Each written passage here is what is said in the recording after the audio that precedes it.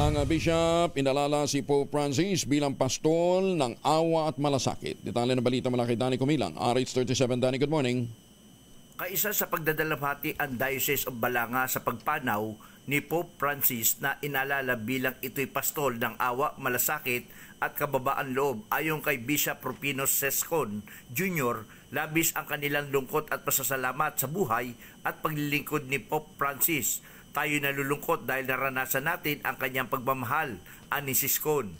Binalikan ng obispo ang unang paglabas ng Santo Papa noong Marso 13, 2013 kung saan tumatak agad ang kanyang pagiging mapagkumbaba. Lagi niyang binibigyan din na ang Diyos ay mahabagin.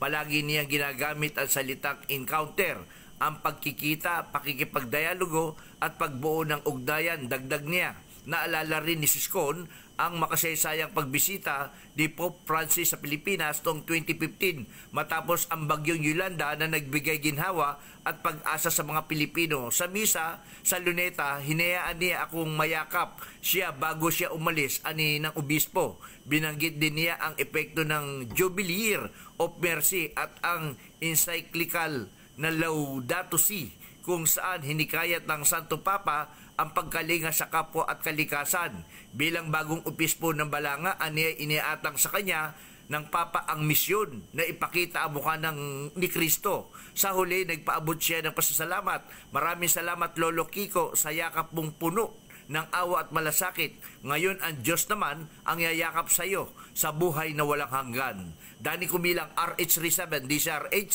una sa Pilipinas, una sa Pilipino. Maraming salamat, Danny.